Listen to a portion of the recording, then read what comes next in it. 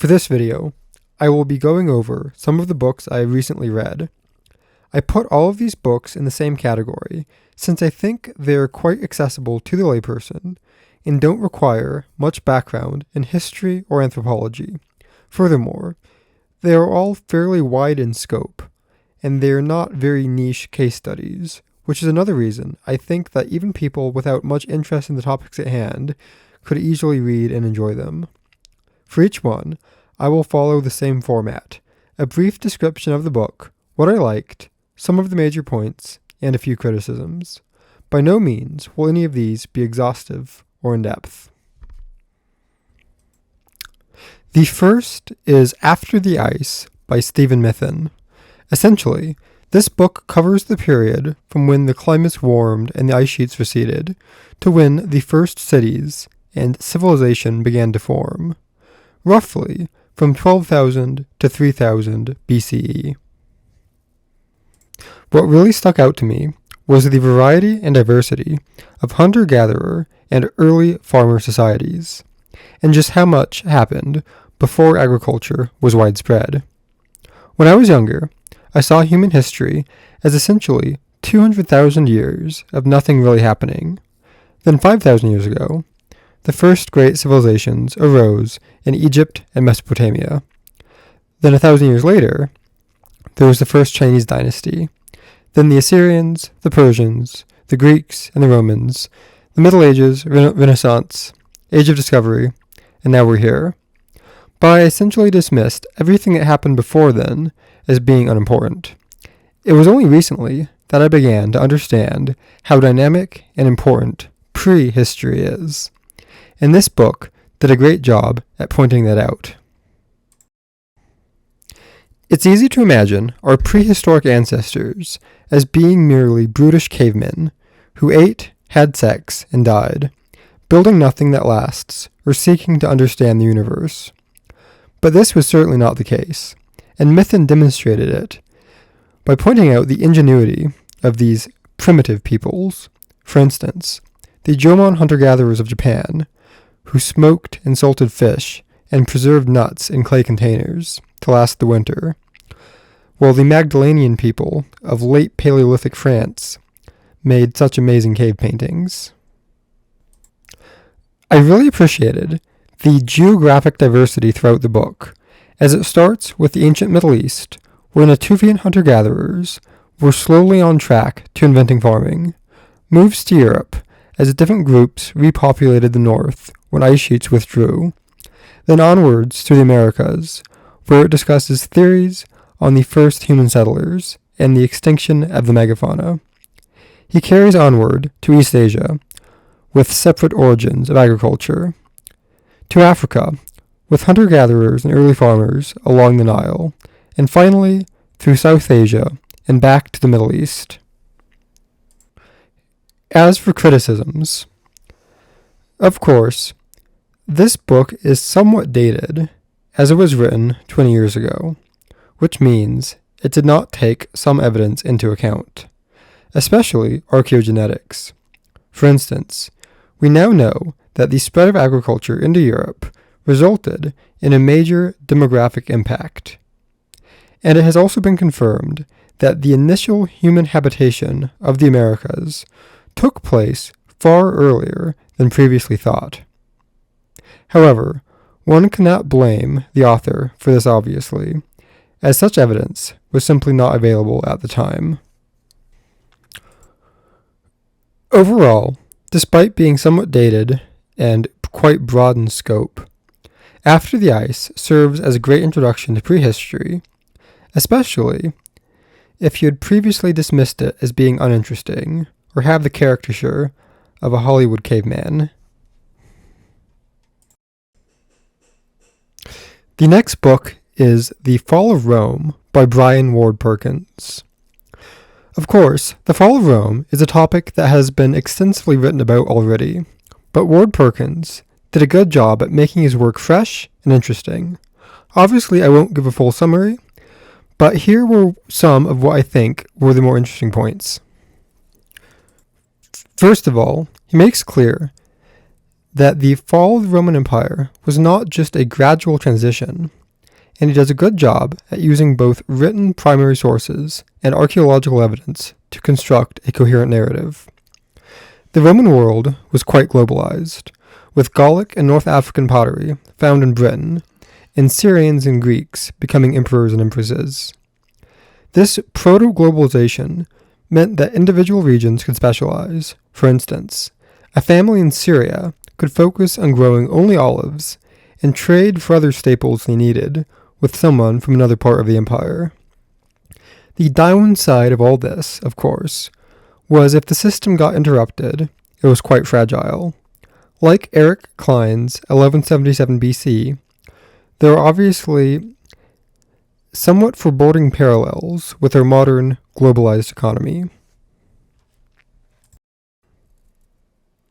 I thought it was fascinating how the elite, Christian writers in particular, rationalized the decline with a series of different arguments. First, that things weren't that bad, that they would get better. Then, actually you deserve it because of your sins, and the barbarians are God's punishment upon you. To finally, you're all going to die anyway, so why does it even matter? The world is immaterial. Just look forward to the afterlife. Once again, I'm reminded of how people can keep creating new rationalizations as a situation evolves, instead of admitting that their worldview was flawed in the first place. I also thought it was interesting how he contrasted Roman and Germanic military ethoses. While the Romans had a highly organized fighting force, supported by a massive civilian bureaucracy, tax base, and weapons manufacturers. This made it very effective when everything was working as intended, but fragile and susceptible to disruption. In the German tribes, on the other hand, every man was supposed to be a warrior, and even if he was just armed with a spear, it made for a robust system in which a fighting force could be raised in a pinch. This meant that while Rome suffered major tribulations and internal disarray, the comparatively primitive Germanic tribes could take this as an opportunity to raid or expand. The theme of robustness versus sophistication was a recurring one. For instance, Perkins pointed out that the peoples within the empire who did a better job at weathering the collapse were not in the highly urbanized, sophisticated, and cosmopolitan areas of the Italian peninsula, but the more rustic and peripheral regions. For instance, the Bretons, Welsh, and Basque, and Berbers of the North African hinterland, who all retained degrees of connection to their pre-Roman barbarian ancestors, did a more effective job at resisting the invaders. While the Roman patricians often preferred to arm slaves with a recent barbarian background than their own demilitarized people. Some of this has been confirmed by recent genetic evidence, as we know that the big cities of Italy, and indeed much of the Western Roman Empire, were inhabited by migrants from the east, mostly Greeks, Anatolians, and Syrians, but that these populations died off or moved away during the collapse, and were replaced by peoples from the rural hinterlands or barbarian invaders. Finally, as I alluded to at the start, this was a real civilizational collapse, which saw a drastic breakdown of societal complexity. For instance, trade declined, literacy declined, and in much of Europe and the Mediterranean, societal complexity fell back to Iron Age levels, and in more marginal places like Britain, coinage even disappeared. The torch of civilization in Western Eurasia during the early medieval period was then only carried forward by the Greek-speaking East centered in Constantinople, and later the Arab caliphs of the Levant, Mesopotamia, and Egypt. The only real criticism I can think of is that Ward Perkins presents a bit of a straw man by asserting that it is a commonly held belief that the Germanic migrations were peaceful. As far as I have seen, this is certainly not a commonly held belief. either in academia or amongst lay people. And he should have made it clear that he was arguing against the ideas of specific people, not a pervasive dogma. Finally on this list is War Before Civilization by Lawrence Keeley. War Before Civilization is certainly a thesis-driven work made in response to mid-20th century anthropologists who claimed prehistory was more peaceful and egalitarian, and that war, hierarchy, and oppression are the vices of civilized man. To start off with the good points, I think Keeley effectively and persuasively proved this point by and large, by presenting mountains of evidence, both archaeology of the prehistoric past and observations of conflicts between ostensibly primitive peoples in more modern times. Like After the Ice, I think that War Before Civilization effectively shows the diversity and dynamism of so-called primitive societies, but focuses more on their dark side. Keeley presented massive amounts of evidence for violence in prehistoric societies, such as deaths through fatal wounds, as well as evidence for cannibalism and mutilation in areas as diverse as southern France and the American Southwest. More broadly, he demonstrates that humans were far more violent in the past, in which we lived in small, clannish groups instead of real states. For instance, many Native American nations would call themselves the people, and their neighbors simply the enemy, or the snakes, as Anasazi means ancestral enemy in Hopi, which implies many of them may not have viewed their neighbors as even fully human. Keeley convincingly demonstrates that much of prehistory was not some biblical Eden, but an Aztec Mictlan. Furthermore, Keeley shows that centralized states are not necessarily more militarily able than non-state actors, and frequently, states using armies designed to fight against other states often struggled against these groups. For instance, Rome had a much harder time fighting against the savage Celts in Western Europe and Berbers of the North African hinterland, both essentially illiterate Iron Age societies, than against the centralized, urbanized, affluent, Hellenized states of the Eastern Mediterranean. Likewise, the American army had a very difficult time defeating and conquering the nomadic Native American peoples of the plains and Southwest, and often had to resort to recruiting native auxiliaries. While even in the 19th century, British and French armies, equipped with state-of-the-art weaponry such as artillery, occasionally lost to primitive peoples such as the Maori and Tuareg.